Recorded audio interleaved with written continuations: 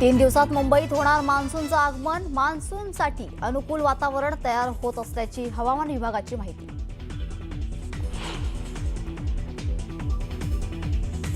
उद्धव ठाकरेंचं मन मोठं, परत येईल त्याचं स्वागत. आदित्य ठाकरेंची बंडखोरांना साथ, पक्षाविरोधात जाणाऱ्यांवर कारवाईचा इशारा.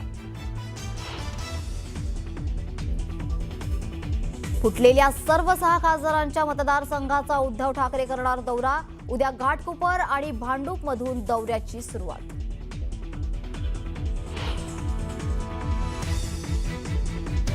शिंदे जी के पीछे शिवसेना शिंदे गुट कहना पड़ता था, अब कोई गुट बचा नहीं है, एक ही शिवसेना हो गई है.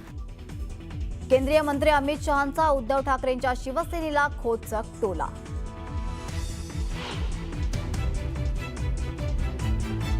पवनराजे हत्याकांडाचा 20 वर्षांनंतर निकाल. पुराव्याअभावी सर्व आरोपींची निर्दोष मुक्तता.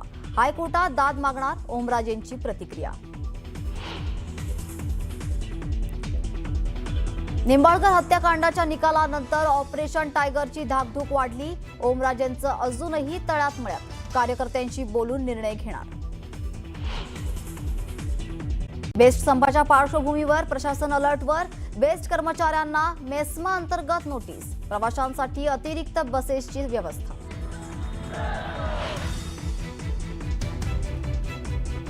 उद्या देशभरात 22 लाख विद्यार्थी देणार नीटची परीक्षा.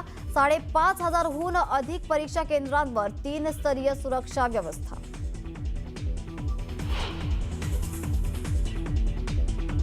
आणि सुप्रिया सुळेंची लेक रेवतीचा जिओ गार्डनमध्ये शाही विवाह सोहळा. सेलिब्रिटी आणि दिग्गज नेते मंडळींची हजेरी. पेस्टल हिरव्या रंगाच्या लेहंग्यामधला रेवतीचा लुक समोर.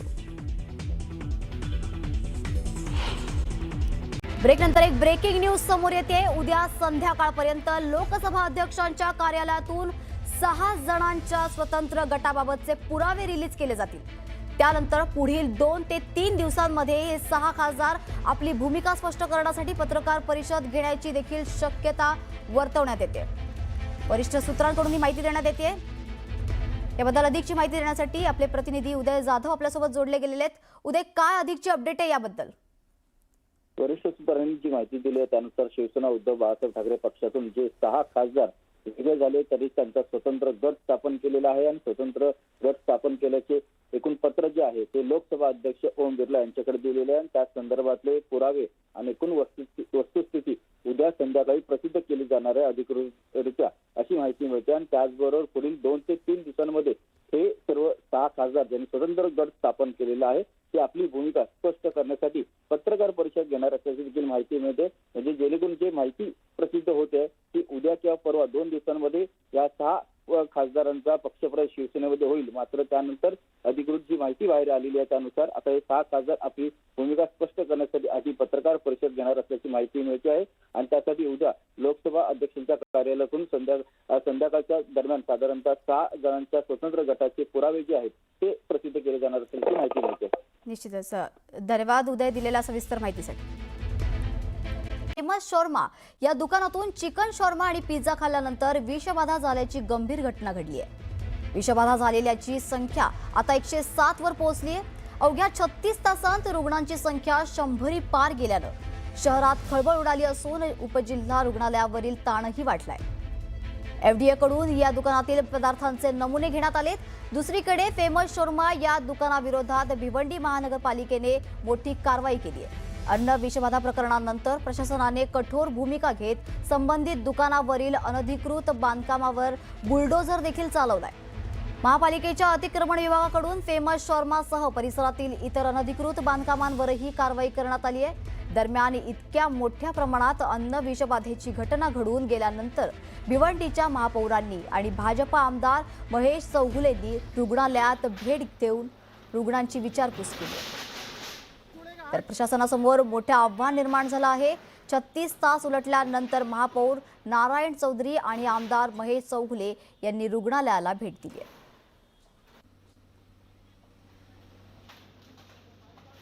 आज भिवंडीमध्ये कोणच नाहीये. आज घटना घडली म्हणून ते आज इथे आले. जर अगोदर त्यांनी हे सगळे जर केलं असतं तर ही घटना घडली नसती. तर FDIने याच्याकडे लक्ष द्यायला पाहिजे. अन्यथा या भिवंडी शहरामध्ये बाहेर खूपच विकणारे, थैल्यावर विकणारे, हे सगळे फूड विकणारे आहेत, यांना जर बंद करायचं असेल तर FDIने कारवाई करायला पाहिजे. दिवसात मुंबईत मान्सूनचं आगमन होणार आहे. 23 जून पासून मुंबईसह संपूर्ण कोकणात पावसासाठी अनुकूल वातावरण निर्मिती होणार असल्याचा अंदाज हवामान खात्यानं व्यक्त केलाय. मंगळवारपासून पावसासाठी अनुकूल वातावरण निर्मितीची शक्यता वर्तवण्यात येते. हवामान अभ्यासक KS होसाळीकर यांनी ही माहिती दिली आहे. पावसाचा जोर हळूहळू वाढून 24 ते 26 जून दरम्यान तो उत्तर कोकण आणि महाराष्ट्राच्या अंतर्गत भागांपर्यंत पोहोचू शकतो. गुरुवार 25 जून ते बुधवार 1 जुलै दरम्यानच्या आठवड्यात मुंबईसह संपूर्ण कोकणात जोरदार पावसाची शक्यता वर्तवण्यात येते. मुंबईत आजपासूनच वातावरण बदलास सुरुवात होईल असा अंदाज वर्तवण्यात येतोय. तर मुंबईतील मान्सूनच्या आगमनानंतर म्हणजेच जूनच्या शेवटच्या आठवड्यात खानदेश, नाशिक, अहमदनगर, पुणे, सातारा, कोल्हापूर आणि पश्चिम मराठवाड्यातील जिल्ह्यात मान्सूनचं आगमन होईल.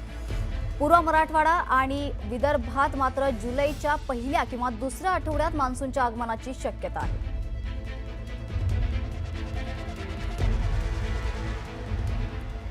वळूयात पुढच्या बातमीकडे. वैद्यकीय शिक्षणाच्या प्रवेशासाठी होणारी प्रवेश परीक्षा उद्या 21 जूनला पुन्हा घेतली जाणार आहे.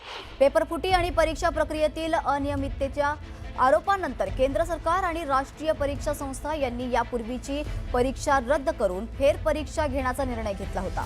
या फेरपरीक्षेसाठी देशभरातील सुमारे 22 लाखांहून अधिक विद्यार्थी उपस्थित राहणार आहेत. फेरपरीक्षा दुपारी 2 ते सायंकाळी 5:15 या वेळेत ऑफलाईन पद्धतीने घेतली जाणार असून यावेळी विद्यार्थ्यांना 15 मिनिटांचा अतिरिक्त वेळ देखील देण्यात येणार आहे. परीक्षा केंद्रांवर कडेकोट सुरक्षा व्यवस्था देखील असणार आहे. दरम्यान नीटच्या पुनर्परीक्षेच्या पार्श्वभूमीवर देशभरात एक मॉक ड्रिल आयोजित करण्यात आली होती.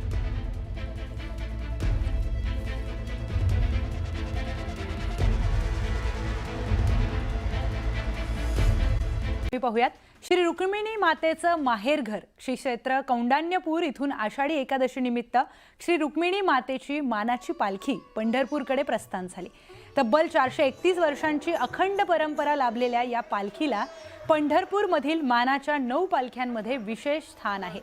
विदर्भातून निघणारी ही एकमेव मानाची पालखी असल्यामुळे तिचं धार्मिक आणि सांस्कृतिक महत्त्व मोठं आहे. श्री विठ्ठल रुक्मिणी मंदिर परिसरात पहाटेपासूनच भक्तिमय वातावरण निर्माण झालं.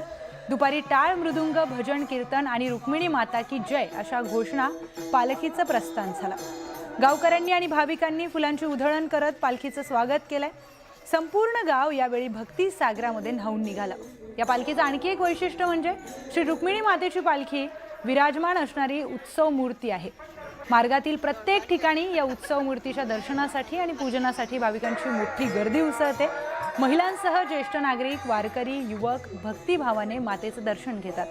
अनेक ठिकाणी आरती, कीर्तन आणि महाप्रसादाचं आयोजन करून पालखीचं स्वागतही केलं जातं.